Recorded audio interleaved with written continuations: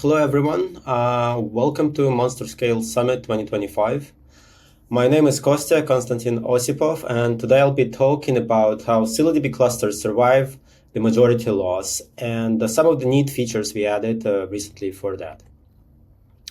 So if you know nothing about me, there is this feature, lightweight transactions. So when I joined, I started implementing this, and this was one of my first features, but a lot of things happened since then. Specifically, there has been a very long, by this time, but completed, hopefully, saga of switching scylladb metadata control from eventual consistency to strong consistency. And there are previous episodes of this, which I invite you to watch. So today we're going to go over a few pictures and essentially discuss disaster recovery by example. First, before we go to that, let's discuss what is cluster metadata, how it is impactful to disaster recovery, to losing the majority of the nodes in your cluster, how it's important, relevant to cluster survival, and how scylladb manages it. So first of all, there is this thing, data and metadata. And whereas data is like user data, columns, cells, fields, whatever, metadata stores information about data. It's the cluster topology, first of all, which nodes are part of the cluster. And it's also like schema. It stores columns in your tables, indexes, secondary keys, and so on. So unlike data, metadata is actually slowly changing, is changing much more slower. And it makes complete sense. There is not much of it. And it makes complete sense to store it in every node in the cluster. So not so long ago, Scylla switched from eventual consistency for metadata to strong linearizable metadata management. And this implies that the majority is necessary, so half of the nodes plus one, to maintain liveness of this data, to be able to perform topology changes, schema changes, and so on. And the way we did it is that we use Raft algorithm for replication. We replicate every change to metadata to every node in the cluster.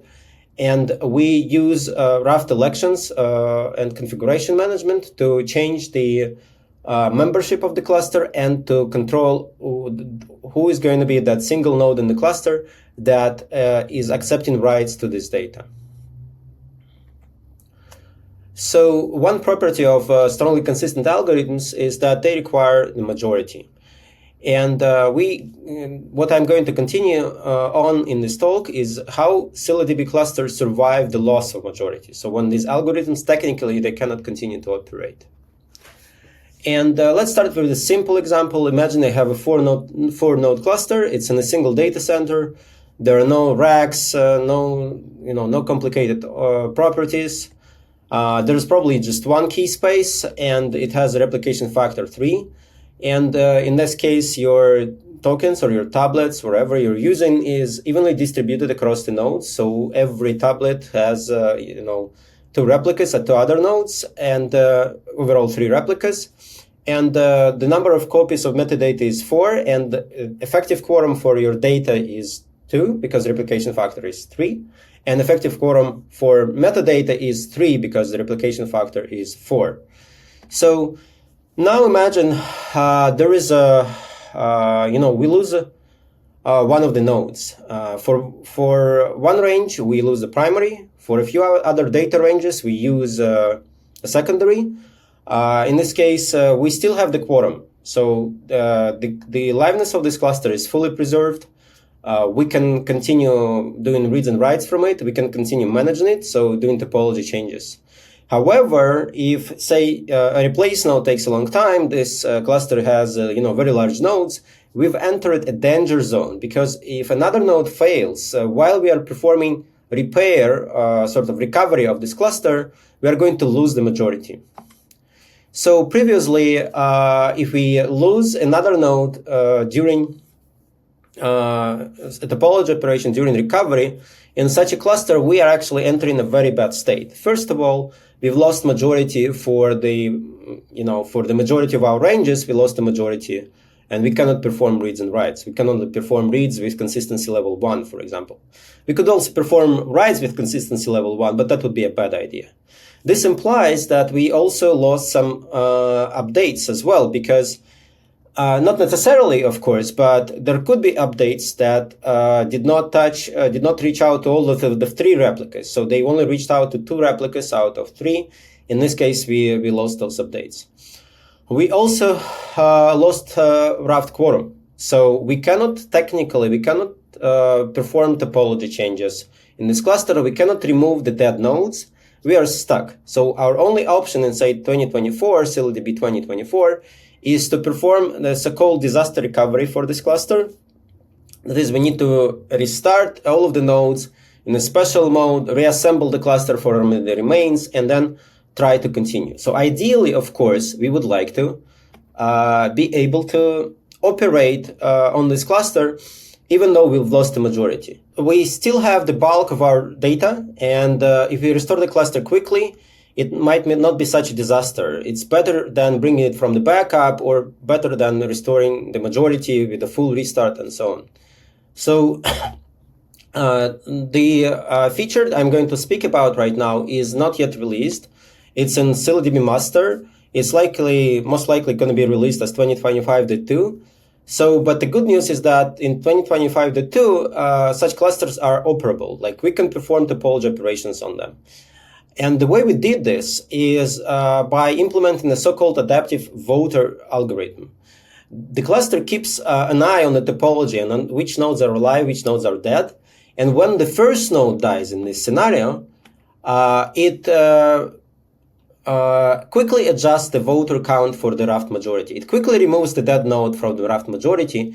So when the second node dies, it's no longer a voter. And our Raft quorum has been reduced to 2, not 3. So we can still operate on such a cluster. Now, I mean, this is great news because this solves the very painful problem of 2 data center deployments, which we would still like to support. And I'd like to complicate that scenario by throwing in a 2 data center deployment, in real life. Like here, we just have a split brain, 2 nodes out of 4 are dead, but here we have these 4 nodes distributed in 2 data centers. So the danger here is that a correlated failure is much more likely to happen when you have such a layout, because instead of just a node failure, you can have a network split, a network failure, and our quick adjustment of the quorum won't help, because 2 out of the 4 nodes will quickly disappear. So the adaptive voter selection, to address that, it actually proactively never chooses an even voter count. So in this case, we are not going to have like four voters in the first place. We are going to have 3 voters. Of course, if the left data center dies, this is not good. But if the right data center dies, or if the split brain happens, we can still operate on such a cluster. So this is yet another case where we have improved our tolerance towards to disaster. And in most cases, these clusters, even in the event of the split brain, are going to be available. We will be able to perform topology changes on them. So specifically, the kind of disaster that can happen is a network split, and in this case, we can still operate on the DC US East. Now let's talk about something completely different, and that's racks. Consider the following configuration: 2 data centers, 2 racks in each. Replication factor is 2. Raft quorum is, in this case, is going to be 3. Data quorum is going to be also 3. This seems to be a super resilient scenario, isn't it? Like you have 8 nodes overall. Your Raft quorum is 3. You have to lose 5 nodes to lose your Raft quorum, right? That's correct, but Raft quorum is not the only thing you need to think about in a disaster event. What is going to happen in such a scenario is, while this cluster is going to have resilience towards a node failure from the topology changes point of view, it's not going to be as resilient from the data placement and the performance point of view, because of the rack configuration, when you lose one node in a single rack, the second node in this rack is going to get twice the load. And this can be too much for that node, and it won't be able to operate effectively, and it might impact the performance of the entire cluster. So please be aware that like the majority loss is not the only thing that you need to be taken into account. Fortunately, when you use cloud snitches, rack equals to an availability zone. So this situation is unlikely to happen. Most of your nodes are going to be in this data center in the same availability zone, so they're going to be counted as in a single rack. But still, just when you create these configurations, please keep that in mind. Let's go back to the adaptive voter selection algorithm. The way it works is that it actually reduces the number of Raft participants from all of the nodes in the cluster to just a few, like up to 5 or maybe 7 or 9. So it turns out to be just optimal because we have very few nodes that are Raft voters per data center, and we can quickly reassign the role to a live node when such a node dies. So in this case of a 3 data center scenario, we have 2 data centers with 2 nodes and 1 data center with 1 node. So in case of any data center failure, we never lose the majority. It's always either 3 or 4 nodes that remain, and we have the majority. If you have many data centers, we are going to evenly distribute the voters across all of them. So in this case, 1 voter per each data center. Another way you can improve resilience, if you still need to have the 2 data centers set up, is another feature that is already available in 2024, and that's zero token nodes. These are nodes which do not contain data. So the flag you need to provide in scylladb to turn this on is join ring false. In this case, the node is only storing the cluster metadata. It's not storing cluster data. And for example, you could put it in the 3rd data center, and this doesn't have to be a powerful node. It can just have a few shards, a few cores, maybe a couple of cores. Probably just even 1 core going to be enough because it's going to mostly run the group 0 operations, which always run on the first core in a node. So, and in this case, if you lose any data center, the arbiter data center with the 0 token node is going to help the cluster preserve the majority, and your topology operations are still going to be available. Another way to look at this is, honestly, I've never seen this happen in practice, is a cluster with 100 nodes. Like in this case, just the management of such a cluster is going to be, could be heavy on shard 0. So we probably would want to move this role towards nodes which have no data. And the adaptive voter selection algorithm prefers nodes with no data for Raft voters if they are available.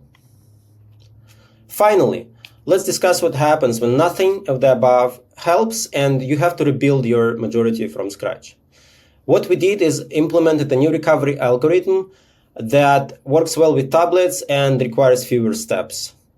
There is a new scylladb option. It's called recovery leader, and it should be used to restart the cluster when you've lost the majority of your nodes. So you restart the nodes. You reset the Raft state in every node. You choose the live nodes. You choose a leader from them. You set the recovery leader option on every node to point at this leader. You restart nodes in order so that the leader is restarted first, and that's the way to create a new majority, a new Raft majority, and then perform topology operations on such a cluster, remove the dead nodes, and restore the cluster. So let me recap. Adaptive voter selection algorithm makes scylladb clusters even more resilient to failures. And zero token nodes build up on that, and they also allow you to improve resilience in 2 data center setups with low cost. Finally, a new disaster recovery procedure is tablet aware and allows you to form a new majority if you really lost the majority of the nodes in your cluster.